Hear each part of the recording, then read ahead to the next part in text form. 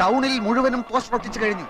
സാഗർ കോട്ടപ്പുറം എഴുതുന്ന service story, gazetted രക്ഷി. ആ തഹസിൽദാർ പൂതനയുടെ അതേ മുഖമാണ് പോസ്റ്ററിൽ. താലൂക്ക് ഓഫീസിന്റെ ചുവരിലൊട്ടിച്ച പോസ്റ്ററിന്റെ മുമ്പിൽ അവളുടെ ജീപ്പ് വന്ന് നിൽക്കുന്നതും പോസ്റ്റർ കണ്ടവൾ നടുങ്ങുന്നതും ഞാൻ നേരിട്ട് കണ്ടു. എന്താണ് അവളുടെ അടുത്ത് നീക്കമെന്നറിയാൻ ഞാൻ കാത്തുനിന്നു. 5 മിനിറ്റ് കഴിഞ്ഞില്ല. പ്യൂൺ വെളിയിൽ വരുന്നു, പോസ്റ്റർ വലിച്ചു കീറുന്നു. ഞാൻ നേരെ മാമച്ചന് ഫോൺ ചെയ്തു. ഉച്ചക്ക് മുമ്പ് അതേ ചുമരിൽ പോസ്റ്റർ വീണ്ടും ഒട്ടിക്കുമെന്ന് മാമച്ചൻ എനിക്ക് വാക്ക് തന്നിരിക്കുക. Very good, very good. അവൾ തന്നെയാണ് ഗസറ്റഡ് രക്ഷി എന്ന് അവൾ അറിഞ്ഞല്ലോ. എന്നാലേ അവൾ നോവൽ വായിക്കൂ. വായിച്ചാലേ എഴുത്തുകാരന്റെ തൂലികയുടെ ശക്തി ആ ശൂർപ്പണഖ അറിയൂ. അതെ, അതിരിക്കട്ടെ. നമ്മുടെ കഥ എവിടം വരെയായി? താൻ ഞെട്ടരുത്. എന്താ? താനാണ് ഈ കഥയിലെ നായകൻ. ആണോ? അതെ, കാരണം ഇതിലെ നായകന് സൗന്ദര്യം ആവശ്യമില്ല. മത്തങ്ങ പോലുള്ളൊരു മുഖമാണ് വേണ്ടതെങ്കിൽ തനിക്കും നായകനാകാം. ഈ വിഷയം നമുക്ക് പിന്നീട് ചർച്ച ചെയ്യാം. അല്ലെങ്കിലും ഇതൊരു നായക പ്രാധാന്യമുള്ള കഥയാണ്. അടിമുടി അവളാണ്. അവളുടെ കൗടില്യങ്ങളുടെ കഥയാണ്. ആദ്യ ഭാഗം ഞാൻ വായിക്കാം. സാധാരണ പൈങ്കിളി നോവലിലെ പോലെ ആമുഖമോ വർണ്ണനകളോ ഇല്ല. അവളുടെ അന്തരാളത്തിലേക്ക് നേരിട്ട് കിടക്കുകയാണ് നോവലിസ്റ്റ്. ഇവൾ അനിത. പുതിയ തലമുറയിലെ പെൺകുട്ടികളുടെ ആസൂത്രണ മനോഭാവത്തിന്റെ കഥ ഇവളിൽ നിന്ന് തുടങ്ങുന്നു. ഇവളിൽ പ്രണയത്തിന്റെ ലോലഭാവങ്ങളില്ല. മനുഷ്യബന്ധം, ദയ, കാരുണ്യം തുടങ്ങിയ വികാരങ്ങൾ ഇവൾ കന്യം. നേട്ടങ്ങളിൽ മാത്രമാണ് നോട്ടം. കീഴടക്കല്ലാണ് ഇവളുടെ സംതൃപ്തി. സൗന്ദര്യമാണ് ഇവളുടെ വജ്രായുധം. ഒരേ സമയം പല കാമുകന്മാരുടെയും വിശ്വസ്തയായ കാമുകി. നഗരത്തിന്റെ ശാപമെന്നല്ല അതെന്തു പറയാൻ. ഇന്നവൾ ഇവിടെ municipal commissioner.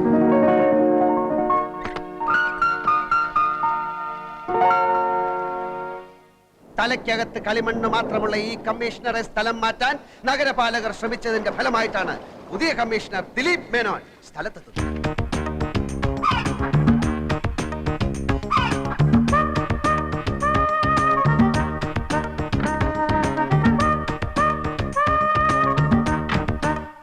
Hello, mister Dileep Menon. താങ്കൾ ചാർജ് എടുക്കാൻ വരുന്നുണ്ടെന്ന് ഞാൻ അറിഞ്ഞു. താങ്കളെപ്പോലെ മിടുക്കനായ ഒരു കമ്മീഷണറെയാണ് ഈ നഗരത്തിന് ഇപ്പോൾ ആവശ്യം. I heard you are so imaginative. A man with lot of innovative ideas. Yes sure. Before you take charge, shall we meet?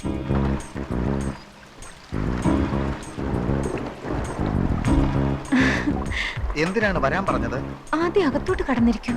പറയാനുള്ളത് പറയൂ. ഒരുപാട് പറയാനുണ്ട്. എങ്കിൽ ഞാൻ നാളെ വരാം. ഈ അസമയത്ത് മഴ നനയാതെ അകത്ത് വന്നിരിക്കൂ ദിലീപ്. ഞാൻ ആകെ തൃശങ്കു സ്വർഗത്തിൽ പെട്ടതുപോലെ തോന്നുന്നു. അനിത ഇനിയും ചാർജ് ഒഴിഞ്ഞു തന്നില്ലെങ്കിൽ തരാമല്ലോ. അത്ര പെട്ടെന്ന് വേണോ?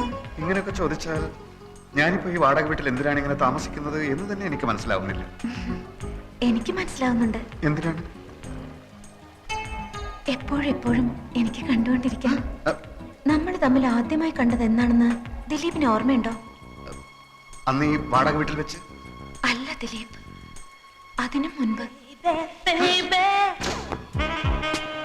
ജന്മാന്തരങ്ങൾക്ക് മുൻപ് നമ്മൾ കണ്ടിരുന്നു, സ്നേഹിച്ച് ജീവിച്ചിരുന്നു. എന്റെ ഈ മടുപ്പിക്കുന്ന ഏകാന്തതയിലേക്ക് എന്നെങ്കിലും ഒരു നാൾ എന്റെ ദിലീപ് വീണ്ടും വരുമെന്ന് എനിക്കറിയാമായിരുന്നു.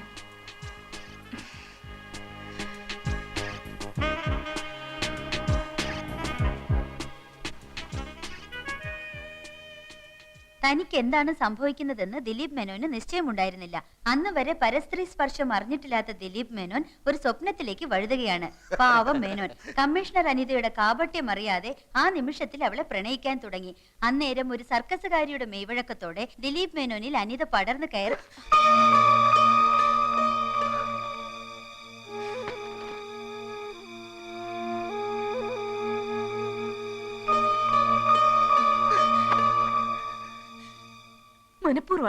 മനഃപൂർവ്വമാണ് ഒക്കെ.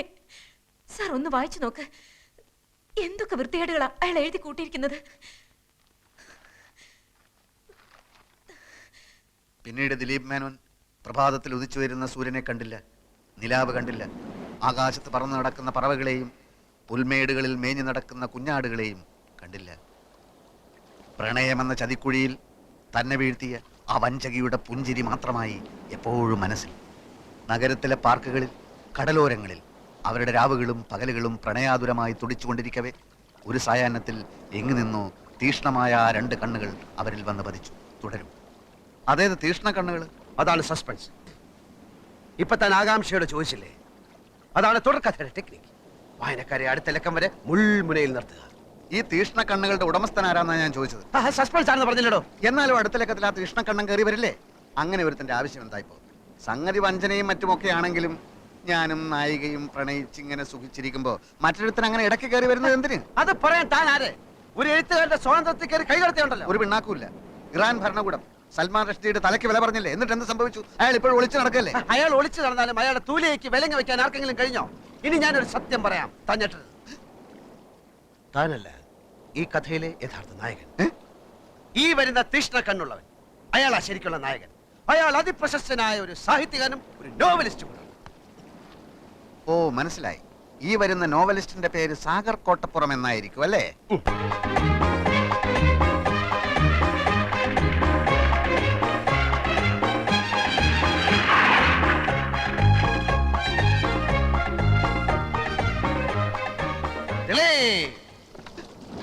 അയ്യോ, ഞാൻ ജയദേവൻ, ദിലീപിന്റെ സുഹൃത്താണ്, എഴുത്തുകാരൻ. അറിയാം, ഫോട്ടോ കണ്ടിട്ടുണ്ട്, വായിച്ചിട്ടുണ്ട് ഒരുപാട്. അനിത എന്നാണ് പേര് അല്ലേ? അയ്യോ, എന്റെ പേരെങ്ങനെ അറിഞ്ഞു? ഒരു എഴുത്തുകാരൻ എല്ലാം അറിഞ്ഞിരിക്കും. ഞാനിപ്പോ വന്നത് എനിക്ക് അനിതയോട് മാത്രമായി ചില കാര്യങ്ങൾ സംസാരിക്കാൻ.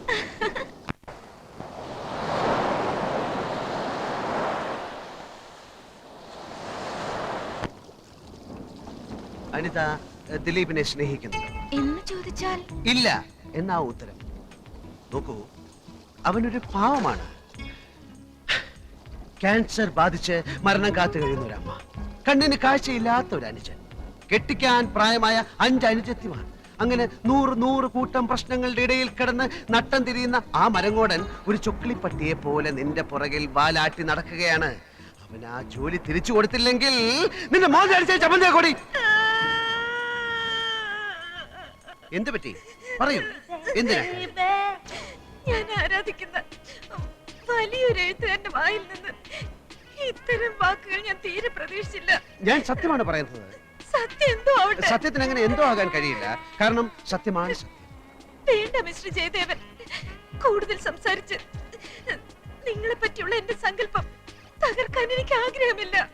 നിൽക്കൂ, എന്ത് തന്നെയായാലും അവനെ ജോലിയിൽ പ്രവേശിപ്പിച്ച് ഞാൻ ഈ ടൗണിൽ നിന്ന് അനിതേ, എന്തുണ്ടായി?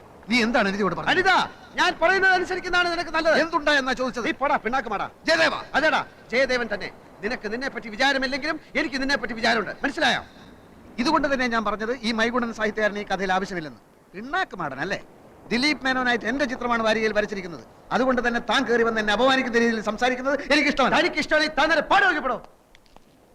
ദിലീപ് മേനോനെ സൃഷ്ടിച്ചത് ഞാനാണെങ്കിൽ അതേ മേനോനെ സംഹരിക്കാനും എനിക്കറിയാം. എന്ന് വെച്ചാൽ ദിലീപ് മേനോനെ കൊണ്ട് വയറിളക്കാനുള്ള ഒരു മരുന്ന് ഞാൻ കഴിപ്പിക്കും. എന്നിട്ട് ദിലീപ് മേനോൻ കക്കൂസി പോയി ഒരു അധ്യായത്തിൽ അങ്ങ് ചാവും. എന്ന് വെച്ചാൽ ഞാൻ അവനെ കൊല്ലും. എങ്കിൽ എത്രയും പെട്ടെന്ന് കൊല്ലടോ. ഇങ്ങനെ നട്ടലില്ലാതെ ജീവിക്കുന്നതിലും ഭേദം ഭരണമാ. പക്ഷെ താൻ എന്നെ വയറിളക്കി കൊന്നാൽ തന്റെ പേരിൽ ഞാൻ കേസ് കൊടുക്കും. എങ്കിൽ ഇപ്പൊ തന്നെ താൻ പോയി കേസ് കൊടുത്തിട്ട് വാ. പോയി കൊടുക്കണോ, പോയി കേസ് കൊടുക്കണോ. എന്നെ കൊന്ന കഥ എങ്ങനെ മുമ്പോട്ട് പോകും? മുമ്പോട്ടല്ലേ, ഞാൻ സൈഡിൽ കൂടെ കൊണ്ടു. ജയദേവൻ വിചാരിച്ചാൽ ദിലീപ് മേനോനെ തന്റെ കസേരയിൽ ഇരുത്താൻ കഴിയുമെന്ന് അറിയാവുന്ന അനിത അടുത്ത ലക്കത്തിൽ ആ ജയദേവനെ തന്നെ വളയ്ക്കാൻ ശ്രമിക്കുകയാണ്.